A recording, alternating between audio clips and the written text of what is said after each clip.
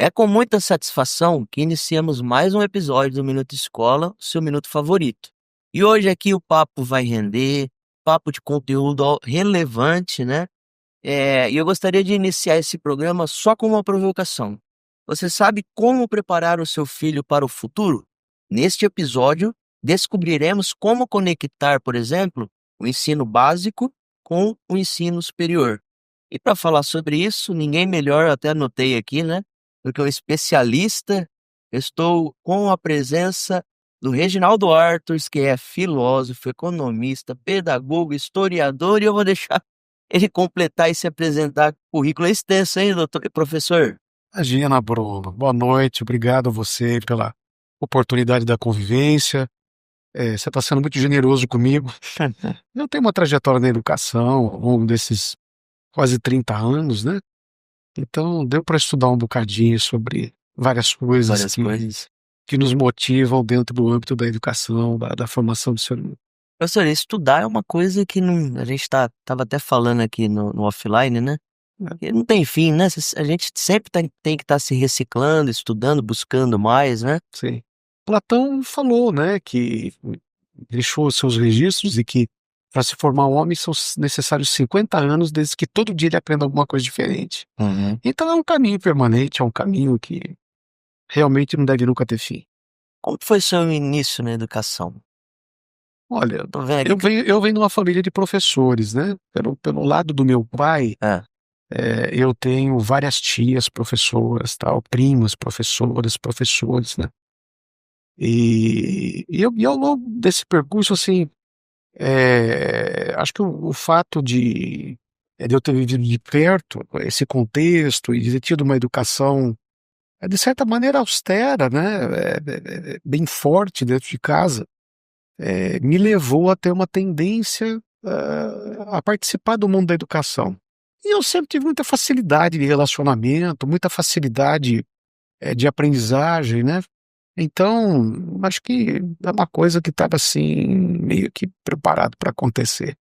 E fui na educação porque eh, em 1989 o Brasil sempre teve uma carência muito grande de professores. Eu estudava em Campinas, trabalhava em Campinas, fazendo minha formação por lá, e eles estavam em busca de professor de matemática, professor de história, porque não tinha na rede, né?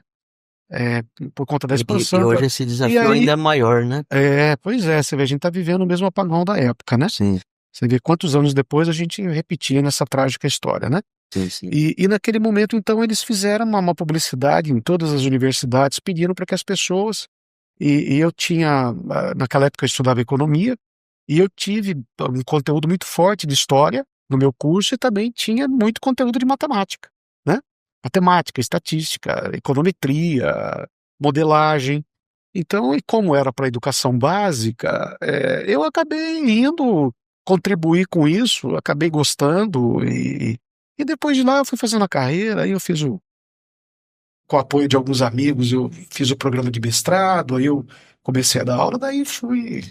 Você tinha comentado comigo que você, além da sala de aula, depois você foi diretor escolar, né? Viveu Eu essa. fui, pois assim, no ensino superior, eu comecei como professor, Uhum. depois eu exerci função de coordenador de curso, depois eu fui secretário-geral naquela época, né, tinha a figura do secretário-geral que cuidava do aspecto regulatório, depois eu fui diretor acadêmico, depois eu fui vice-reitor, É. depois eu assumi o cargo de pró-reitor de desenvolvimento, depois eu fui, passei a atuar como reitor, e eu fiquei 8 anos, né, 9 anos, na verdade, à frente de um centro universitário que tinha um colégio com 1.800 alunos, né, Uhum.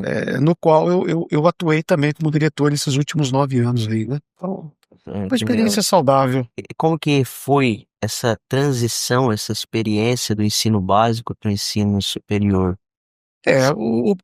O Bruno, nós temos uma tradição no nosso país de uma separação muito terrível, muito triste entre a estrutura e a institucionalidade do ensino superior Concordo. e a estrutura, a operação e a institucionalidade das escolas de educação básica. Há uma ruptura. O Brasil, diferentemente de outros países, né? Você tá um exemplo, a Alemanha, principalmente, poderia também citar a França. É, a universidade na Alemanha, a universidade moderna, ela nasce a partir das escolas rurais, do fomento à escola técnica, Uhum. ao apoio à escola propedêutica, que é a famosa escola de educação básica, né? E aí ela avança para o ensino superior como etapa de profissionalização, mas ainda numa etapa eu diria, de convivência com a educação básica, né? Sim. Do caso brasileiro, não. A gente já começou com a universidade técnica, a universidade chamada tecnicista, onde ela nasce rompida, ela é voltada para o mercado de trabalho, para a formação profissional, e ela não tem um casamento de se autoalimentar e Parece que também existe um alimentar a abismo, educação né? básica. A impressão que se dá é que existe um desnível, um abismo entre o ensino básico e o ensino superior. E, na verdade, a gente- talvez uma questão cultural, né? Mas a gente sabe da importância dessa continuidade e dessa aproximação, né? Pois é. Então, as universidades, a europeia, o caso da Alemanha, como eu te falei, ela nasceu como uma estrutura de que ela alimenta, fomenta e faz a diretriz da educação básica, né? Ela tem uma área que faz isso, ela tem essa obrigação de fazer isso. O Brasil não teve isso. O Brasil, assim, ó, a educação superior é mais uma etapa da educação. Então ela começa como uma educação superior, profissionalizante, mesmo na formação de professor, ela começa de forma profissionalizante. Ela não tem uma área que faz um congraçamento, uma organicidade com a educação básica. Na Alemanha, por exemplo, a universidade, ela tem uma proximidade com as escolas próximas a ela, com um conjunto de escolas que se alimenta, se capacita, se instrui, debate junto a ela.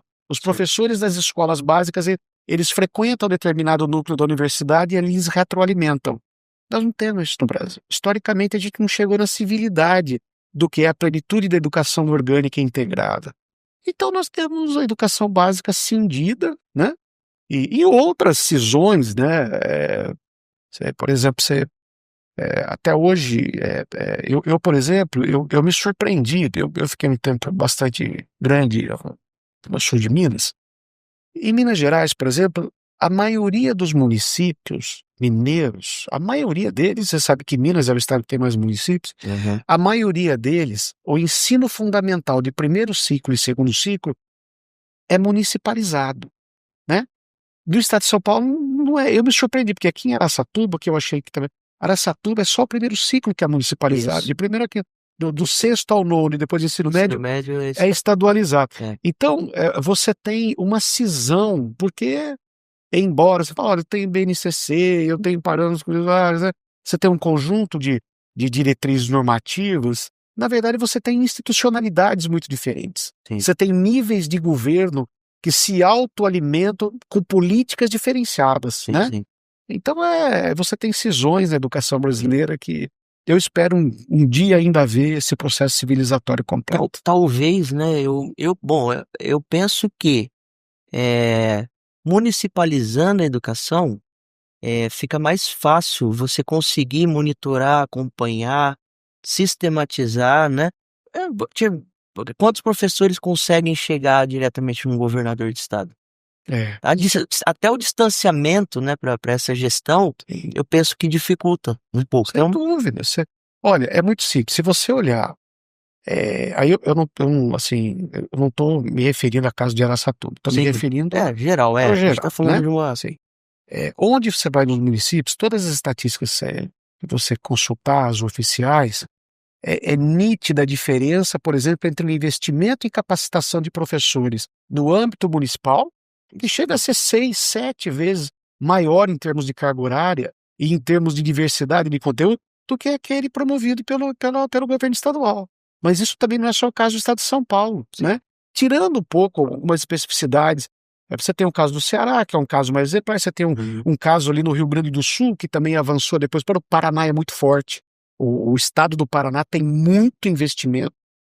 Hoje eu não olhei as últimas aí do fechamento, mas o estado do Paraná, o governo do estado do Paraná, dentre o conjunto dos níveis estaduais de governo, é o que mais investe na capacitação de professores. Não é à toa que eles têm lá todo um diferencial de rendimento, um diferencial de operação, né? Não quero dizer que é maravilha. Eu quero Grandes dizer que sistemas eles de têm uma ensino forma é diferente, e referência. isso já começou há muitos anos atrás, isso não Sim, começou agora. com certeza. Professor, é o que se espera de um aluno que termina o terceirão do médio, né? Concluiu o ensino básico, agora eu vou eh, iniciar o meu ensino superior. Hum. O que minimamente esse aluno precisa sair do ensino básico para entrar no superior, né? Para que ele tenha êxito no desenvolvimento de maneira geral. Uhum. Olha, Bruno, há muitos, ah, há muitas oportunidades de se poder interpretar essa tua pergunta, porque ela é muito rica, Sim, ela é uma pergunta desafiadora, é uma pergunta que todo pai e mãe tá com isso na cabeça o tempo inteiro, principalmente quando o filho está no terceiro exatamente. ano, né? É um desafio grande, né? Mas eu vou utilizar alguns parâmetros para te responder, sem querer esgotar isso com nenhuma Sim, pretensão de verdade. Mas o que é o ensino superior, né? O ensino superior brasileiro, como eu disse aí um pouquinho antes, ele é vocacionado para a formação profissional, para a formação técnica profissional. Nós ainda continuamos muito fortes com uma universidade tecnicista. Ela está avançando? Ela está avançando, ela está ampliando, né? Ela melhorou muito, né? O setor privado também avançou muito com as tecnologias, avançou muito na sua estrutura de oferta, o marco regulatório da educação superior melhorou bastante, né? Então, e o setor público classicamente da forma própria dele, cindido entre o ensino superior estadual, daquelas instituições que são criadas no Estado e aquelas que são do sistema federal. Mas, enfim, colocando tudo isso numa cesta, historicamente você tem o seguinte, que a formação do ensino superior é aquela em que você completa o juízo do ser humano. Então, a Constituição diz que você tem duas formas de obter a tua maioridade civil. Qual que é? É concluindo um curso superior ou completando 21 anos. sim. Então, se você imaginar que um jovem sai aos É 17 o mesmo, anos, né? Seria o mesmo. exatamente. Então, por que que se chama educação superior ao longo da história? É porque é exatamente o momento em que ele completa o juízo, onde ele tem autonomia, ele pode casar com os 21 anos, sem autorização de pai e mãe, ele pode transferir propriedade com 21 anos ou tendo concluído a universidade, né? Por quê? Porque isso significa que ele adquiriu o juízo superior. O que é adquirir o juízo superior? É ter completado uma capacidade de interpretar, julgar e decidir. Até a ciência, Uma- né, confirma isso. Então você vai para o ensino superior para completar o juízo, certo? E a educação básica ela é propedêutica, ela concede fundamentos, né? Você vai no ensino superior de medicina, no caso brasileiro, medicina ou direito, psicologia, administração, marketing, contábeis, e aí vai, né? Engenharia, enfim. É, Que o tudo isso propedêutico, tá mudando, né, a gente vai conversar mais pra frente. a educação, a educação básica ela é propedêutica, ela é genérica. Então eu tenho fundamentos de matemática, física, química, biologia, geografia, história, filosofia, sociologia, artes, tá? Então ela é um Vai dar conhecimento uma que ele é visão pulverizado, geral. é preparar para Uhum. a formação do juízo, para a formação técnica. Então, como é que é feita essa passagem? Com muita dificuldade, é óbvio, né? A educação básica brasileira, ela não prepara o aluno do ensino médio para viver o ensino superior, Sim. né? Porque ela é propedêutica, ela é cientificista, ela tem uma natureza regulatória tal, que é fundamentalmente, ou eu diria majoritariamente conteudista, né? Científica, forte, inclusive melhor que muitos países do mundo. Inclusive, você pega a formação da educação básica brasileira e você compara com a norte-americana, nós damos um banho. Aí você vai lá para os exames e você está lá embaixo. É difícil de compreender isso. Por quê, Bruno? O conteúdo, a carga horária, a estrutura aberta de conteúdo propedêutico, de fundamentos da escola básica brasileira é muito ampla, muito forte, né? Principalmente naquelas escolas que estão em período de tempo integral, etc e tal. Então você tem um descasamento, você tem uma insegurança de quando a pessoa ela não foi preparada para fazer a assunção, para entrar no ensino superior, que é aquele momento que você trabalha o juízo. o aspecto socioemocional, o aspecto técnico, a competência, as habilidades, a sua prerrogativa de ter uma capacidade de interpretar algo, né? Então nós temos muita dificuldade para fazer isso. Muita gente, né, Sim, tem essa dificuldade de fazer o preparo. Agora, qual que é o sonho do jovem da educação média? O sonho dele é ter uma vida gloriosa, uma vida feliz, uma vida com bens materiais, é ganhar dinheiro e ser feliz profissionalmente. A pergunta é se dá para fazer tudo isso de uma vez. Talvez ano passado fosse possível, hoje você tem que fazer algumas opções claras, né? Mas eu diria assim, há uma dificuldade na educação básica, você abre, você horizontaliza conteúdos e fundamentos. No ensino superior, você especializa. Depois você vai para uma especialização, você tem que tomar uma decisão. Ou você afunila mais no mestrado, no estricto senso, mestrado e doutorado, ou você abre horizontalizando na especialização. Então, porque o ensino superior não é só a graduação. Ensino superior é o conjunto da graduação, da especialização, do mestrado, do doutorado, da livre docência, do pós-doc. Tudo isso é educação superior, né? sim. Mas você precisa estar preparado, né? Agora, né, você tem acompanhado, você é uma liderança estudantil, uma liderança acadêmica também, gestora inclusive, e você tem acompanhado aí os itinerários formativos. Eles são fruto eu diria assim, de um trabalho, de uma discussão muito intensa do nosso país para tentar, sem perder de vista o propedêutico, o conceitual, o conteúdo científico mais amplo, porque um jovem, um adolescente, desde uma criança, ele precisa se apetecer. Se ele gosta mais de humanas, de biológicas, se ele gosta mais das exatas, enfim, das tecnológicas, né? Ele precisa, a partir agora dos itinerários formativos, ele dedica uma parte em ciências da natureza, então ele come ciências humanas, arte, né? E aí, Bruno, isso foi um grande avanço, porque você começa já a cotejar, desde a metade do ensino médio, você começa a cotejar e a apetecer e começar a traduzir para ele um pouco do que vai ser o ensino superior dele a partir das escolhas que ele fizer. Nós estamos avançando, está Sim. indo, está suavizando, mas Talvez, já foi muito mais difícil. talvez isso até estaria ligado com a próxima pergunta que eu te faria, né? E é sempre muito bom falar contigo, inclusive. Toda vez que eu chego lá né, que eu tenho oportunidade de tomar um café com esse homem, sempre eu saio de lá renovado de conhecimento e tudo mais. Mas, professor, então, de modo geral, tá? Você é, acredita que a BNCC brasileira ela está no caminho certo? Ela está numa configuração correta ou exige mudanças ainda? E eu acho que nenhum processo educacional, nenhuma Aham. normativa educacional é estática.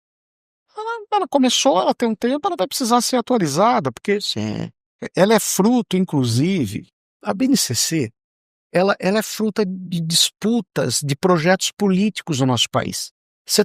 Aliás, você tem uma questão que o Brasil nunca resolveu, Bruno, é ter um consenso da sociedade. Quando eu falo das instituições, das lideranças sociais, políticas, pedagógicas, de por onde deve caminhar a educação. Então você sempre teve projetos em disputa. Aham. E esses projetos, um é a favor da BNCC, o outro não é, o outro acha que para chegar na BNCC você precisa ter uma estrutura prévia anterior desenvolvida, enfim. Mas a BNCC, ao termos bases nacionais comum curriculares, ela é de extrema relevância. E Sim. ela não é um currículo. Ela não obriga você na escola a fazer aquele currículo. Ela indica a você quais competências e habilidades de conteúdo você deve trabalhar. Certo. Para as pessoas que estão nos assistindo, né? Talvez um termo muito técnico, mas como o professor explicou aqui, NCC é a Base Nacional Comum Curricular. Então é mais ou menos o que parametriza o ensino por um todo, né? Tanto na rede pública como na rede particular, né? E a gente observa na prática que, por exemplo, o governo foi lá e fez a mudança do ensino médio. Aí dentro das escolas particulares, eu observo isso de uma maneira geral, tá? A adaptação e adequação no ensino privado, ela flui de uma maneira totalmente diferente, infelizmente, né? daquilo que a gente observa da educação pública no Brasil. Então, por exemplo, o governo que estabeleceu a Base Nacional Comum Curricular, que nos obrigou a modificar, colocar itinerário formativo, né, e colocar outras ferramentas que, particularmente eu achei muito atrativo, né, muito pertinente, né, desde que cumprido da maneira adequada.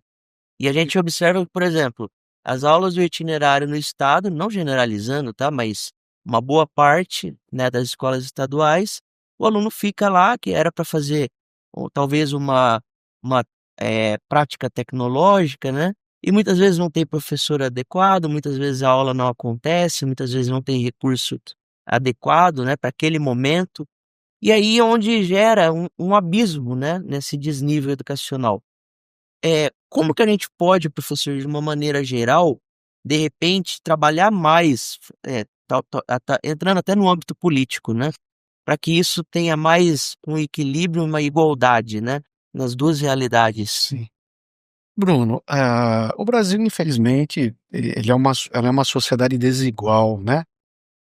A gente aprende na universidade que o Brasil é desigual não por causa da diferença de renda. Também, é óbvio, isso é Sim, nítido. sim. Mas o Brasil é desigual no seu próprio tamanho, na distribuição da população. Você tem uma faixa da população na região litorânea que é sempre maior do que aquela que está na interiorização. Você tem tamanhos de estados diferentes. Você tem arrecadações diferentes. Você tem concentração econômica em São Paulo, na região sul. Então, veja, o Brasil, ele é uma máquina produtora ou instituidora de desigualdades. E nem sempre a desigualdade é ruim. No caso brasileiro, a maioria delas o é. Aham. Né? Mas você tem uma desigualdade, eu diria uma diversidade cultural maravilhosa. Você tem uma diversidade linguística maravilhosa. Você tem, enfim, uma diversidade tecnológica que poderia ser melhor distribuída. Enfim, você tem pontos favoráveis e desfavoráveis. Um deles é a educação. A educação você tem escola de todo tipo, né? A gente dizia que antigamente você tinha escola pública de lata, depois foi a do container, depois foi a do barracão, depois foi embaixo da seringueira, depois foi não sei aonde, até você chegar indo nas grandes escolas e tal. E o setor privado é a mesma coisa, ele tem uma segmentação, né? É como se você fosse numa gôndola de supermercado, você tivesse desde o produto mais requintado até aquele que é o mais basiquinho lá, né, da substância dele. É triste a gente ter que falar sobre uma realidade dessa, mas ela está aí, né? Então, voltando, basicamente dentro dessa questão que você posicionou da BNCC e dessa desigualdade, né? A BNCC, Bruno, ela contém, de novo, ela é um documento normativo, ele não é um documento imperativo, onde o Brasil falou, olha, como é que eu faço para que a criança, o jovem, o cidadão brasileiro do norte converse com o do sul, do leste, do oeste, do centro, em termos de conteúdo? Então eles prepararam referenciais de conteúdos que servem para alimentar e subsidiar a formação do currículo das escolas, sejam elas públicas ou privadas. Mas o que tem nesse conteúdo, né? O que tem nesse conteúdo? Ele é dividido em competências e habilidades e atitudes. O famoso chá. Competências, habilidades e atitudes. O chá, né? Você sempre hoje Sim. ficou famoso, hoje está caindo demodê, mas é o tal do chá. Competências é o como fazer. É o saber planejar o fazer. Habilidade é o saber fazer, Saber fazer. né? E a atitude é, de certa maneira, a tua condição humana de realizar aquilo. Então, eu digo assim, para ficar um exemplo bem grosseiro, mas acho que compreensível, né? Você está na tua casa lá, queimou a resistência do teu chuveiro. Ora, você tem capacidade, você sabe o que aconteceu. Queimou a resistência do chuveiro. Você sabe o que você tem que fazer. O que você tem que fazer? Trocar a resistência do chuveiro. Para trocar a resistência do chuveiro, você tem que desligar, você tem que pôr no ponto neutro, você não pode fazer com ele ligado. Blá, blá, blá. Muito bem, mas você sabe, você planejou, você sabe o que precisa ser feito. Isso é competência. Sim. Você sabe os riscos que tem, você sabe ajuizar o que está acontecendo, interpretar que momento você deve fazer, tal, como deve fazer, né? Agora, você sabe fazer? Você sabe escolher a resistência, ir lá, trocar, conectar, você sabe olhar a voltagem, desligar. Veja, é diferente. Sim. Eu costumo dizer que você pode ter competência, mas você pode não ter habilidade. Então, a competência, ela é aquilo no qual você é o como fazer. Eu diria que a competência ela está mais na tua capacidade, da tua racionalidade, e as habilidades estão nas tuas mãos, mais no teu corpo, não é que eu quero ser dualista, eu só quero dizer onde você vai usar mais ali. Então, a competência é isso, é você planejar. Você precisa preparar hoje cada conteúdo da sala de aula visando competência. Por que eu ensino percentagem? Ora, eu tenho que ensinar percentagem porque tem inflação, tem preço, tem proporção, tem razão, né? Usa na vida, né? Aí eu tenho que habilidade. Qual que é a habilidade? Como é que eu uso uma calculadora? Como é que eu faço na mão o cálculo? Como é que eu desmembro? Como é que eu faço o cálculo fracionário, né? Então, e aí a atitude, como é que valores que eu uso quando eu estou naquele processo de competência e habilidade, né? É claro que é difícil você imaginar que uma criança ou um jovem, que dentro dos conteúdos da BNCC, mesmo que eles sejam essenciais, sejam os basilares, você acha que um conteúdo de matemática, por exemplo, ou um conteúdo de história, ou de biologia, ou de química, ou de ciências, ou de língua portuguesa, estou dando um exemplo, ou mesmo da matemática, que ele consegue pegar todo aquele conteúdo e dominar a competência, habilidade e atitude. Mas você tem que procurar fazê-lo para que ele se sinta autônomo e desenvolva a tua capacidade de juízo diante daquele conteúdo que ele tem. Aí é claro, você precisa de uma escola. Aí você precisa de uma escola. E antes da escola, você precisa ter professores preparados para essa metodologia, porque isso significa uma forma completamente diferente da criança sentada, olhando para o professor, olhando para a lousa, na cadeirinha, na carteirinha, uma atrás da outra. Sim. É completamente diferente. Você precisa ter outras metodologias, né? Talvez até explica um pouco assim a minha pergunta que eu quis dizer. Justamente por isso, a BNCC, ela prega muito que eu acredito nesse formato, inclusive, né? Do aluno protagonizando, do aluno sendo formado, né? Com opinião, sendo crítico, né? Sendo ser pensante, que atua no processo educacional, e na teoria isso é maravilhoso. Mas quando você parte para a parte prática mesmo das ações, das escolas de modo em geral, a gente vê o enfrentamento da dificuldade, né? Sim, sem dúvida, sem dúvida. Aí também você trabalha com contextos diferentes, com questões de desigualdade, recursos diferentes, preparação de professor diferente, né? Tecnologias, família, estrutura familiar conta muito, né, para todo esse processo. Bastante, né?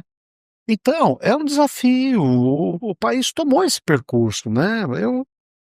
Entre todos os males que a BNCC possa ter, e ela é passível de crítica, como tudo, né? Sim. Crítica que eu digo não é ser pejorativo em relação. Crítico é submetê-la a um exame criterioso e rigoroso, né? Ela tem um fundamento. Na parte política, né? Ela ajuda, né? A BNCC, por exemplo, ela contribui muito para que as escolas não comecem do zero. Sim. Você vai aplicar um conteúdo, você precisa formar professor, você precisa preparar recurso para a escola, você precisa fazer investimento na escola. Por onde eu começo? O que eu faço? Vai lá na BNCC, olha os conteúdos, né? Olha os conteúdos e prepare o seu professor com base no quê? Na BNCC. E aí tem uma questão, né? Os cursos de formação de professores estão formando os professores com base na BNCC? Aí uma pergunta que eu ia te fazer. Se estão, a carga horária e a maneira e as metodologias que eles estão formados estão estão adequados para o que propugna Tá uma a ótima BNCC? pergunta agora para um É um reitor de faculdade, desafio, né. é um desafio. Não, nós Co estamos co procurando fazer de toda é, maneira. co Lá no como que tá Unitoledo, no por exemplo, a gente isso tem que eu feito isso utilizando tecnologia, aumentando a presencialidade, exigindo estágio, né. aham. Nós temos um rigor com os nossos alunos para fazerem estágio que você não encontra em outras escolas. Em outras universidades você vai lá, bate o carimbo e pronto, e essa conosco não é assim. Se não Pode mandar comprovar, se não tiver estagiário de fila, pedagogia lá para o Severiano, porque a gente então está precisando, viu, professor. porque é um É, compromisso do Unitoledo, do Grupo Aiden, aham, fortalecer isso. Mas é um desafio, porque é exatamente como você disse, Bruno, o lado de lá nem sempre está preparado. sim. A escola do lado de lá nem sempre está preparada. Nem sempre ela também deseja um estagiário que vá lá e que seja questionador, que procure, que critique, que queira melhorar, que faça as perguntas. Porque, como você sabe, a escola pública, principalmente, ela trabalha com recursos exíguos, infelizmente, com dificuldade de headcount com poucas pessoas, com tecnologias insuficientes, quando tem, nem sempre tem a manutenção necessária, né? Enfim, mas de qualquer maneira, é um caminho, Bruno. A gente tende a acreditar que há uma possibilidade de um caminho. De novo, são projetos em disputas. O país é uma pipoqueira, o nosso país é uma efervescência, o nosso país até hoje não chegou em processos civilizatórios mínimos do que se espera, embora tenhamos avançado muito, Sim. mas ainda há muito para se avançar. Um país imaturo, né, num processo, né, de Sei se desenvolvimento. ele olha, eu acho que em alguns pontos você está coberto de razão, ele tem imaturidade, mas em outros ele é uma brutal violência. O nosso país é marcadamente violento. Sim. É violento, e eu estou dizendo, não é na violência física, não é a violência Intelectual. é uma violência, assim, na velocidade de ter que fazer as coisas, na falta de recursos que você tem que fazer as coisas, na improvisação do que você tem que fazer as coisas, na aceleração de certas coisas que deveriam ter o seu próprio tempo, na falta, de uma potencialidade maior de você poder fazer as coisas com a serenidade que é necessária, Aham. na falta de entendimento e produção de consenso, de pactos mínimos. Eu não preciso pensar exatamente como você, nem politicamente, nem socialmente, nem culturalmente, nem cientificamente, mas Só escuta, precisa aprender a nós temos que respeitar, né. sentar, divergir e entender que isso não precisa nos afastar. Sim. O momento eleitoral é um momento de disputa, perdeu, ganhou, vamos. Agora, quando um dos lados atravessa a democracia, quando um dos lados entram para massacrar, para cortar todos, ceifar as oportunidades, principalmente dos de baixo, aí a gente pode ter algumas divergências maiores, mas escuta, onde é que está o conceito que a gente sempre buscou de ter, de certa maneira, uma identidade diversa Uhum. da sociedade brasileira a partir de um mínimo social? Nós não conseguimos estruturar um mínimo de sociabilidade no nosso país. E aí a escola fica prejudicada, porque o ponto de encontro disso tudo é onde? É na escola, Na escola. é na escola, Compactuo, né. né, com tudo que você disse, professor. E, voltando um pouquinho no início da nossa conversa, a gente estava falando sobre, a questão dos professores, né.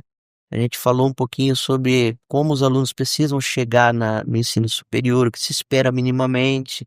Mas, assim, eu vou entrar um pouquinho mais agora para a área, de professor da pedagogia, né, em si, porque a gente percebe, né, você até falou também, colocou dados que em 89, também o país passou por um apagão, né, na Sim, questão de histórico. formação de O Brasil nunca teve professores. professores, Bruno. É, Sempre teve leigos dando aula de química, de sim. física, de biologia. Aí a gente observou um período de pelo menos uma os olhos brilhavam, pelo menos um período curto, né, onde as pessoas queriam ser professor, porque entenderam que isso é um chamado, né, talvez um legado, isso é se você precisa querer ensinar e ensinar dá trabalho, né, não é só gostar de criança, gostar de jovens, precisa gostar de ensinar. Sim, Ensinar requer muita energia, você ensina 1, 2, 50 vezes, até o seu aluno conseguir compreender. Concorda, professor? E a gente percebe novamente esse período de dificuldade. Eh, eu tiro assim, a gente passa fazendo uma pesquisa, qual profissão, né, instigando os alunos.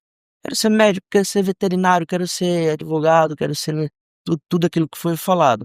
Professor, você percebe que num grupo de 30, levanta a mão, ou menos, né? Então, levando isso em consideração, tá? O que dentro da Unitoledo, né, propriamente dito, vocês têm qual tipo de programa de incentivo, de estímulo, né, para os professores voltarem a brilhar os olhos e entender o tamanho, né, da profissão, o tamanho da grandiosidade que é ser professor. Uhum. Bruno, formação de professores do Brasil, como a gente já falou e está falando, né, desde que a gente sentou aqui, ela é sofrível, ela é muito difícil. Ela é difícil por conta dessa violência que eu te falei, que não tem consenso para isso, né? Mas eu vou te dar alguns dados importantes. Nos anos 70, na época do regime militar, no regime de exceção, um promotor de justiça ganhava o mesmo que um professor do primeiro ciclo do ensino fundamental. Quanto ganha um promotor hoje? Sim. R$ 34.000. E o professor ganha quanto? Depende da jornada dele, vamos falar média, R$ 3.500.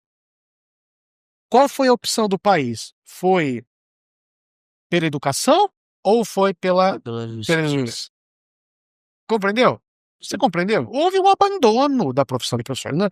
E naquele período, tem pesquisas que estão registradas nos anais aí do históricos. Quando você perguntava naquela época que profissão você queria ser, o primeiro era médico, engenheiro, professor e padre. Sim. Padre não porque ganhava dinheiro, por causa do prestígio, por causa da liderança dele, que na verdade era uma liderança como a do professor. Um teólogo é o professor, um sacerdote é o professor, de certa maneira, né? Muito Então você tinha. interessante. Não aparecia essa história de empresário, não. Aham. Não aparecia. Empresário não tinha esse Esse- respaldo. Ou seja, o dinheiro não mandava como manda hoje, Aham. sem limites. Quando eu falo que o dinheiro manda sem limites, é porque ele compra tudo no Brasil. Colocou 2 pontos aqui que eu achei muito interessante, tá? O primeiro deles é o dinheiro, que falar que a pessoa trabalha só por ideologia, né? Claro que não. Que não. Evidente que não. Lógico que isso é importante. Porém, existe uma outra questão também, que aí a gente volta a falar do social, que você colocou muito bem, do prestígio, né? É da liderança. Talvez a falta de prestígio social, a sociedade de hoje, a maneira que enxerga, que trata, que respeita um professor, isso também contribui para esse desestímulo? Mas é o que eu estou te dizendo. Houve uma política de Estado para destruir a autoridade do professor. Aham. Você pode falar, mas não foi contra o professor. Não, mas tudo Talvez bem. isso seja Eu estou mais falando para você relevante assim, dos em pontos, né? 1971, Jarbas Passarinho, diante do problema de não ter professor, porque não tinha professor no país mesmo, não Aham. tinha. O problema da sala de aula, o elevadíssimo índice de analfabetismo que você tinha, você criou a escola de massa. Ele criou a lei lá em 1971. Em 1971, a forma como eles redesenharam a educação, aquilo foi fulcral para esvaziar a estrutura da escola pública. A escola pública tinha latim, grego, canto orfeônico, teatro, as escolas tinham palco, as escolas tinham tudo que você possa imaginar, né? Elas foram esvaziadas e a figura do professor esvaziou. Salarialmente, a contingência do gasto público levou a primeira contingência dentro do funcionalismo público, foi em cima da educação, que é onde tem o maior número de funcionários. Depois veio na saúde. Aham. Então, como na história brasileira a educação pública era a referência da educação, porque você não vai lembrar, talvez, não, né? Mas eu lembro bem. 71. Eu venho de uma família de professores. Sim, sim. Professores. Nos anos 80, a escola pública ainda, até 1980, a escola pública era difícil de passar. A escola paga era Era o contrário, era o né? contrário. Quem não Hoje, conseguia passar, hoje, ela... claro, mas aí também, de novo, enquanto foi se deteriorando a estrutura pública, o setor privado, evidentemente, teve que se aperfeiçoar, porque Sim. alguém tinha que salvar um pouco, né, o prestígio do que tinha, né? Uhum. Claro, é uma pena que nem todas as escolas privadas possam ter o padrão das escolas top que a gente tem aí no setor privado.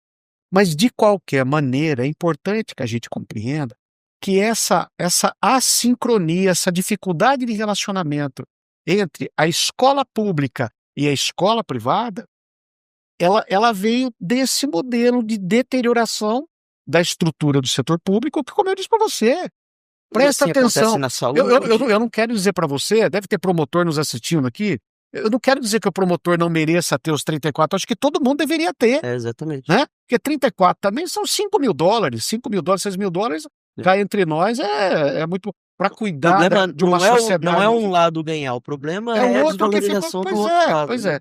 E isso com recurso do Estado. Então, fazendo o pulo, né, como é que se atrai professor? Poxa, no Unitoledo, nós temos tecnologias que a gente usa de simulações de aprendizagem que você não tinha, nós temos os laboratórios que não tinha, os conteúdos dos professores, seguindo as diretrizes curriculares do Ministério da Educação, capacitando os professores, nós temos lá uma rede, chama Plataforma Educare, de capacitação de professores. Nós somos rigorosos com os estágios, nós somos rigorosos com as atividades extensionistas, então, nós atualizamos a matriz curricular e tem um conjunto agora também que a gente espera de políticas governamentais, de políticas públicas, porque achar que o setor privado sozinho vai resgatar esse déficit também eu acho que é um pouco quixotesco, Sim, né? sim. Nós temos que contribuir, mas veja, tem que ter uma política educacional. E a política educacional dos últimos anos no Brasil, seja em termos federais ou em termos estaduais, ela ainda não conseguiu se calibrar ao ponto de dizer: olha, nós viemos para resolver pelo menos aquilo que são as maiores agruras, as mazelas da educação superior, que é o apoio à formação do professor e a remuneração do professor, né? Eu acredito assim, as escolas, elas estão sendo dotadas, né, de recursos. O setor privado sempre muito à frente, como você disse, recursos tecnológicos, agilidade na decisão, a capacidade decisória, a capacitação de professores, que acelera mais, a infraestrutura da escola tem uma manutenção melhor, né? Enfim, a sociabilidade dela está melhorando muito com a comunidade, É né? aproximação, né, Então, exatamente. você É, percebe que com os ainda o pais. tecido social da liderança do professor na escola privada, ela é muito mais respeitosa do que a gente está vivenciando da escola pública, infelizmente, né. Mas a Infelizmente, gente precisa de uma política conjunta, né, de política pública, né, para exatamente. resgatar essa vida do coisa. E de novo, claro, não é só salário, tá certo? Não é só Não é só salário, não salário. achar também que eu estou dizendo, eu só fiz essa comparação para mostrar para você, como foi o abandono né. Perfeita e pertinente. Então fica difícil de Eu você atrair. eu Mas olha, hoje já tem programa, o Fundeb, por exemplo, na época, ele foi criado, um dos itens dele recurso é para valorização do magistério. Acontece que a gente tem acompanhado e visto que nem todo alcaide, todo prefeito faz aplicação dos recursos, né, que recebe na valorização do magistério. sim. A maioria dos estados não tem plano de carreira até hoje definido. Você tem plano de carreira, Bruno, em estados que estão há 27 anos em discussão. São quantos mandatos? Quantas gestões? Né? Não é fácil resgatar isso, né? Agora, o setor público, a gente olha, ele tem procurado fazer a sua parte, né? Pelo menos naquilo que eu vivenciei, que eu pude testemunhar, né? Acho que Mas a gente lá no deve Unitoledo, haver a gente deve tem um haver um compromisso sólido, rigoroso, exigente, dedicado, respeitoso, e vamos apoiar todas as políticas públicas que puderem fomentar a valorização do professor, a capacidade dele de se prover de novas metodologias de aprendizagem, de ensino e de realização pessoal e profissional. de maneira que nós podemos apoiar talvez, professor Arthurs. Por exemplo, início de ano, tá, primeira reunião de pais. É claro que isso é só um exemplo, tá, mas isso tem que se perpetuar, né, em todas as ações. Chamei os pais na reunião geral de pais e falei com eles sobre as 3 autoridades cruciais na vida de uma criança e de um jovem. Primeira dela, a figura paterna, né, segunda, figura materna, e terceiro, que hoje é pouco falado e muito esquecido, terceira autoridade que eu considero crucial nesse processo de formação é a figura do professor.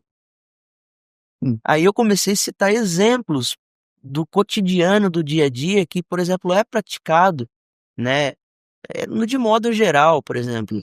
A gente observa muitos pais que usam grupos de WhatsApp para, de repente, falar mal da escola, falar mal do professor e, na verdade, esquece que às vezes a criança que está do lado, né, tá ouvindo, tá participando, é, participando direto ou indiretamente, né, daquele episódio de desabafos, de desautorização, de o professor fez isso, o professor mudou meu filho de lugar, meu professor, né, falou um pouco mais firme com o meu filho. É, não que a gente pregue o desrespeito, não, de maneira nenhuma, né? Porém, existe sim uma figura de autoridade que a gente precisa, a sociedade precisa resgatar essa figura de autoridade. E da mesma maneira que eu não acho que não é pertinente um pai desautorizar a figura de uma mãe na frente de uma criança, também é da mesma forma se aplica um pai desautorizar ou falar mal ou criticar a figura tão importante que é um professor na frente da criança. Então existem formas disso ser feito. O pai tem que concordar com tudo que é dito, falado ou com a opinião do professor? Não, É. de maneira nenhuma, né? Mas existem maneiras através do diálogo dos pais chegarem até as escolas, chegarem até os professores, compartilharem, participarem, né, ativamente no processo, mas sem destruir, né, a imagem, a autoridade que sem dúvida representa muito, né, a figura e que é a de um professor. Olha, como a gente, de novo, né, a gente ainda está discutindo, o Brasil tem muitos déficits civilizatórios, né? E eles se expressam no conjunto de lugares, né? Então, ele se expressa na escola, ele se expressa na igreja, Sim. ele se expressa no trabalho, ele se expressa no encontro de jovens, ele se expressa nos clubes de serviço, nos Rotaries, nos Lions, nas lojas, você tem fóruns próprios para certos momentos e todos eles no Brasil apresentam déficits civilizatórios. E quando eu digo todos, é no sentido de dizer que realmente a natureza de cada fórum ela é uma natureza que ainda não atingiu aquele grau de, eu diria para você, de coesão, de entendimento e de convivência necessário. Olha, a figura da autoridade, a gente sempre tem uma ideia de que o conceito de autoridade ele é hierarquizado. Você tem hoje formas de liderança, a gente mudou o conceito de autoridade para liderança. Liderança, sim. E por quê? Porque Autoridade é diferente de autoritarismo, né? isso, a Autoridade liderança, você pode exercer uma liderança democraticamente, através de né? influência. Liderança é uma influência, Então, exatamente. há formas e formas de você questionar o que um professor, a forma como ele agiu, assim como há formas e formas de você Perfeito. discutir o que o magistrado, como o magistrado agiu, como um promotor agiu, como um advogado agiu, como um Perfeito. empresário agiu, Exatamente. você tem várias formas, né? O que a gente está vivendo, de novo, é um processo de violência fruto desse déficit de civilidade. O Brasil construiu, de novo, para o bem ou para o mal, e na sua forma política como um todo, né? Nós somos um fiozinho de cabelo da sociedade, né? De certa maneira, disso que eu quero dizer agora, o Brasil construiu um conjunto de códigos importantes. O Brasil fez um código, o Estatuto da Criança e do Adolescente, que é um dos mais robustos do mundo. O ECA é um dos mais robustos. Escuta, você não vai achar um ECA desse, né? Tá certo, né? Verdade. Você fez código do idoso, o código das pessoas com deficiência, né? Os códigos de diversidade, os códigos de inclusão, o código de proteção aí da Mulher Maria da Penha. Você fez códigos florestais, você fez... Animal. Sim, mas vejam, são marcos civilizatórios. Quando a própria sociedade não o faz, você precisa que venha um demiurgo fazer. E no caso brasileiro, é o Estado que fez, é o poder público que fez. Né? Há países que chegaram nesse grau de civilidade sem precisar internalizar esses códigos. Não foi o caso brasileiro, e não é. A mediação brasileira é terrível. Veja o grau de morte. Nós matamos mais gente do que qualquer guerra. Nós assassinamos aqui 45 mil pessoas por ano nesse país, homicídio. Isso não existe guerra que mata 45 mil pessoas por ano. Você não tem ideia, nós estamos numa pipoqueira de guerra. Olha o grau de violência que é isso, né? E está do nosso lado. Você pensa que não está do lado da gente? Está do lado da gente. Então, Bruno, essa figura da liderança, dela transbordar, eu diria, dela transgredir na escola, na relação do professor com o aluno, do diretor com o aluno, de você estar no posto de saúde, o sujeito chega lá, não entende a assistente que falou, não quer esperar pela consulta, não atende, que transgride. Claro, há limites para tudo também, tá certo? Mas eu quero dizer para você que isso faz parte de um processo de códigos sociais civilizatórios que empurra a sociedade para melhorar o seu padrão, obriga as pessoas a consensuarem, mas elas ainda não estão aprendendo a consensuar. Você está vendo que os cursos de direito hoje no Brasil inteiro estão criando centro de resolução de conflito e cidadania. O que é o Sejus? Que é mediação de conflito. As escolas hoje estão dando treinamento para professor de mediação em conflito. Por quê? Nós estamos num processo, numa nova etapa de democratização do país, com os novos códigos das políticas públicas que foram instituídas, porque a própria sociedade não foi capaz de fazê-lo, e você precisa de mediação com isso. A pergunta é, está havendo a mediação para isso? O aluno que jogou a carteira no professor, o pai que foi lá e agrediu o professor que eventualmente agrediu o aluno, a moça da clínica particular ou do posto de saúde público que foi agredido ou que agrediu alguém, a telefonista, o sujeito que postou uma mensagem nas redes sociais e foi vendo. Escuta, quem que está fazendo essa mediação? Está fazendo essa mediação? Ou nós estamos indo só para juízo e correição? Ou está só na denúncia? De novo, vou falar pela quarta, quinta vez, só estamos fazendo a denúncia no Ministério Público e fazendo com que o que é o Ministério Público? O Ministério Público cuida da tutela coletiva, né? É esse o papel dele, é responder aquilo que o processo civilizatório coletivo não foi capaz de ter coesão para resolver. E aí você vai lá, denuncia no Ministério Público, ele é acionado e ele tem que agir, né? O Brasil ainda não sabe usar o Ministério Público, né? E além do mais, quando usa, ele usa sem ter um apoio de mediação, de capacitação, de treinamento, de habilidade para mediar. Então esses conflitos vão continuar, né?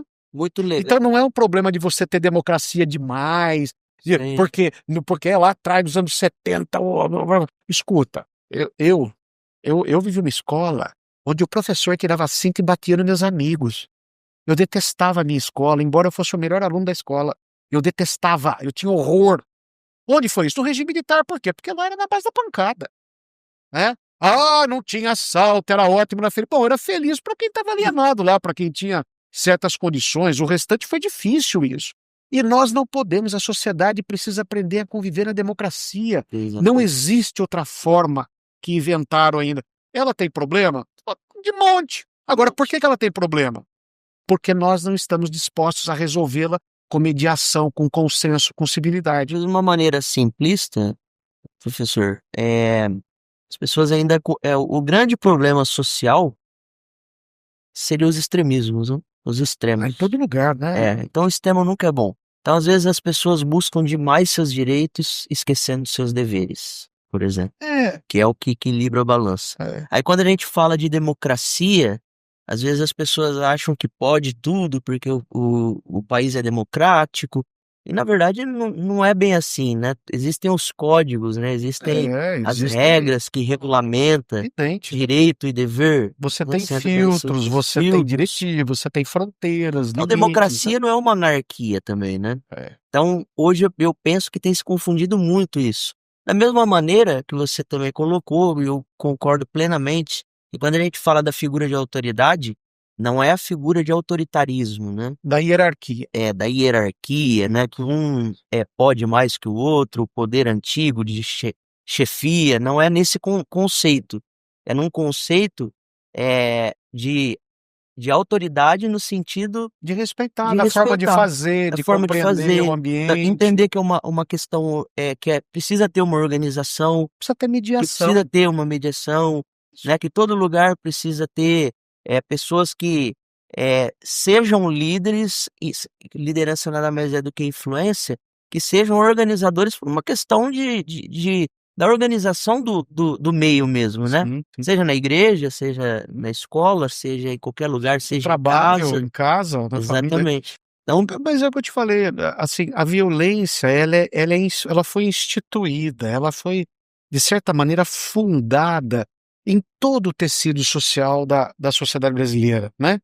E é isso que eu falo, às vezes o professor faz uma atitude, ou um profissional qualquer, né, eh, o entendimento é outro, aí aquele telefone sem fio passa para lá, quando chega já vem na forma da violência. "Ó, vamos filtrar, vem pra cá, vamos senta, vamos ver conversar, como é né. que é". Mas é o estresse da vida, a objetividade Sim. da vida também tá levando a pressa da vida, né, os repentismos da vida, né, estão levando a gente, nós estamos vivendo a sociedade do espetáculo e da velocidade. Esse momento histórico dessa, da sociedade do espetáculo, da sociedade da velocidade, ela atropela, né, é uma forma de violência que Com atropela, né. certeza. E não é fácil você mediar, porque as forças, elas caminham de forma autônomas para isso, né. Sempre tem gente por trás. Bruno, alguém lá atrás aperta o botão. Não vai achar que as coisas funcionam sozinho, que a IA funciona sozinha, alguém aperta o botão lá atrás. Alguém deflagra essa violência, né. Uhum. Então precisa achar esses fios da meada, precisa achar esses momentos, precisa, Aí, consensuar, sabe, se talvez no de que for de possível, trás para né. frente, agora a gente volta de novo, né, no papel da Da educação, educação, boa. né, que é justamente formar seres pensantes, seres com princípios, né, em parceria com a família, né, Ah, tem que ter sim, essa sem dúvida. contribuição. Porque Seres a que tenham escola. inteligência emocional e todos os Hum, as atribuições e requisitos sociais, sim, porque, né. você se educa em vários ambientes. A educação informal na família, você tem a educação informal e formal no ambiente de trabalho, Sim. você tem a educação na sua profissão de fé, no momento que você está né, num templo, numa igreja, você tem o teu momento de educação quando as crianças estão entre elas, né, e você tem várias formas de educar. A escola, ela é uma educação formal, cientificamente organizada e que ela deveria ter um compromisso de humanização, porque educar Acima de tudo, né. educar é humanizar o homem. É. Você e eu nascemos como animais, como qualquer porquinho, como qualquer serpentinha, nós somos animais, animais. O que nos torna humanos? A educação. Se você não educa, você deseduca. Deseducar significa voltar a se animalizar, né. Então, o princípio da educação é humanizar o homem. Por isso que o Platão falou, você forma um homem no mínimo 50 anos se todo dia ele for humanizado. Exato. Se não for humanizado, acabou. Se na escola que você está não humaniza, humanizar é criar consenso, viver com as diferenças, reconhecer que tem hora que a tua vontade não vai prevalecer, É, é reconhecer que o reconhecer que outro a merece, gente mesmo sabendo que vai dar errado, você tem que ter maturidade para falar: "Deixa acontecer, precisa acontecer". Erros fazem parte de processo de aprendizagem, né. Não é só assertiva, não é só gabaritar. Então por isso que não pode ser algo de uma única pessoa. Por isso que a liderança, por mais que ela seja preparada para tudo, ela tem que deixar certas coisas acontecerem no limite da fronteira. Por quê? Porque você aprende errando, você aprende debatendo, você aprende, se desculpando, você aprende, reconhecendo que você errou, você aprende a ver a liderança do outro, né. É uma é aprendizagem, muito e isso está constante. dentro do processo de educação, né. Uns dão nome socioemocional, outros falam que é social, outro fala que é interativo. Aí o nome que você vai dar depende Sim, da escolha metodológica que você quer metodológica. escolher para interpretar. Perfeito, professor Arthur, reitor do Uni Toledo. Confesso que hoje eu tive uma aula aqui, fiz várias anotações, né. aula de história, aula de filosofia, aula de geografia, de matemática. Mas muito bom ter conversado contigo, né? Sempre, como eu sempre falo, sentar para tomar um café com esse cara aqui, produtor, é sentar para aprender, né? Vale a pena. Imagina. Então, isso é muito bom mesmo. Mas para a gente fechar Mas, aqui, Bruno, professor, porque infelizmente. eu preciso te falar uma coisa para aproveitar o que você falou. Ah, Quando tem pessoas como você, que tem um programa chamado Minuto da Escola, que passa 1 hora e pouco aqui, é aí que a gente sente que a esperança pode prevalecer com a educação, né? Quantas pessoas não poderiam, quantos proprietários de escola, quantos líderes educacionais não poderiam estar procedendo a mesma coisa, trazendo o professor, multiplicando, né? valorizando, colocando para fora o que aquele professor tem, dando oportunidade a ele de falar, de não ser só aquele profissional técnico da sala de aula, mas ele fala do que ele pensa, da maneira estruturar. Então, a tua oportunidade é que nos dá a esperança de que a gente tem uma sementinha boa plantada aí, né? Então, isso é algo que você está fazendo que é extraordinário. Obrigado. E que isso mesmo, que essa ideia se prolifere, né? Acho que coisas Eu boas precisam acho, ser replicadas veja, é tão e agradável. sim, Toda vez que um país para, Bruno, para conversar sobre educação, conversar sobre as crianças, né? Eu fico assim, uma das coisas que mais me machucam porque eu queria ter mais vozes e mais oportunidades de dizer para muito mais gente uhum, a importância do processo de alfabetização. Um dia que um pai compreender, uma mãe ou um tutor de uma criança compreender, dedicar, sair da novela das 8, sair da internet e falar, olha, eu quero aprender o que é alfabetizar, porque o alfabetizar é a cura para o meu filho, para uma vida melhor dele. O dia que a sociedade brasileira conseguir fazer isso, eu acho que a gente vai ter dado um passo parar enorme do aspecto de no de uma processo rápida civilizador. leitura, né? De leitura de 3 linhas e entrar para um Entender processo de que, reflexão, né? Sobre porque, o Bruno, assunto. a alfabetização quando você põe um livro, se um pai pega um livro e lê 10 minutos e encena aquele livro todo dia, para 10 minutos, aquela criança, ela passa a se alfabetizar pelo letramento, pela ensinação e pelo ensinamento. E ela, Bruno, ela passa a definir a capacidade dela de interpretar a realidade dali até a fase de formação do juízo dela. Verdade. Então, um processo de alfabetização mal feito, deficitário, que não é afetuoso, que não tem a participação do pai e da mãe, que não tem leitura, que não tem letramento, 10 minutos por dia, meu querido, 10 minutinhos, certo? Você fica 1 hora e meia vendo novela, 10 minutinhos que você faça isso, você salva, Semente você dá uma plantada. propriedade para aquela criança, que é enorme, né? Gente, eu confesso que eu preparei aqui, né, um esboço de 5 questões, né? E é isso que é legal. A gente falou, foi fluindo, não segui nada aqui do cronograma, mas porque o bate-papo rolou, né? Inclusive, coisas nem precisaram ser perguntadas, nem colocadas, porque você já esclareceu todas muito bem. Então, para a gente finalizar, professor Ardos, deixe uma mensagem, né, para o pai e para a mãe, direcionada agora naquela câmera, né? Sobre tudo isso que a gente falou de uma maneira sucinta, né? E qual o papel deles nessa formação, nesse desenvolvimento, né? Para que formemos adultos ajuizados, usando a sua palavra, né? Adultos equilibrados, adultos respeitosos. Isso é que é importante. Bem, eu gostaria primeiro de poder acolher os pais que estão tendo a oportunidade de conviver comigo, mesmo aí nesse espaço como internauta. Reafirmar, né, Bruno, que educar, pai, mãe, tutor, tutora. Se você não sabe até hoje o que é educação e ninguém te explicou, eu gostaria de contribuir, mas sem ter a dimensão de achar que essa é a verdade absoluta. Mas reflita comigo, educar é humanizar o ser humano. O ser humano nasce como um animal qualquer. Ele precisa potencializar o teu raciocínio, o teu coração, a tua sexualidade. Uma criança, um ser humano precisa ser esculpido e tratado como uma plantinha, protegido, semeado, adubado, né?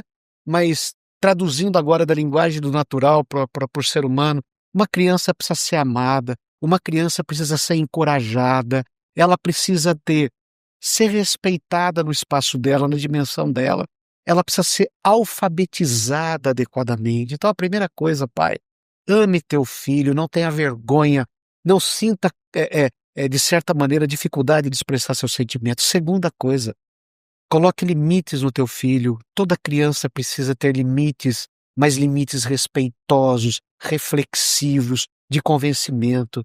Terceira coisa, uma criança que estreia bem na família e estreia bem na escola, como me ensinou meu orientador, professor Dr. César Nunes da Unicamp, ele disse que só vai acontecer uma coisa com essa criança, que estreou bem na família e na escola, ela vai se dar bem profissionalmente para a vida dela, e ela vai acolher você na tua velhice, nos momentos que você mais precisar. Uma outra recomendação, aprenda a escolher uma escola. Não é fácil escolher escola. Você sabe escolher sabonete, escolher carro, computador, iPhone e outras bobagens para dentro da tua casa. Aprenda a escolher o futuro do teu filho. Aprenda a escolher uma escola. Dedique-se a compreender isso, né? E por fim, né, Bruno? Se você escolhe uma escola ruim, a vítima vai ser você, teu filho, né, de uma outra pessoa. Então, eu acho que são algumas dicas que eu posso dar, isentos de qualquer dimensão de verdade absoluta, né? Mas a gente tem um caminho da educação e começa em casa esse caminho. Lembra, pai, educar é humanizar o homem. Se você não humanizar teu filho, e se você não se humanizou, ainda há tempo de você se humanizar. Esse é o primeiro passo. O segundo passo é acolher o teu jovem e esculpi-lo, né, para que ele se torne uma pessoa melhor e que vá cuidar de você no futuro. Professor Arcos, satisfação Obrigado, Bruno. ter esse bate-papo contigo. Obrigado pela oportunidade. Obrigado. Você é muito generoso mais uma vez. Agradecer ao nosso produtor aqui Free audio post-production by alphonic.com.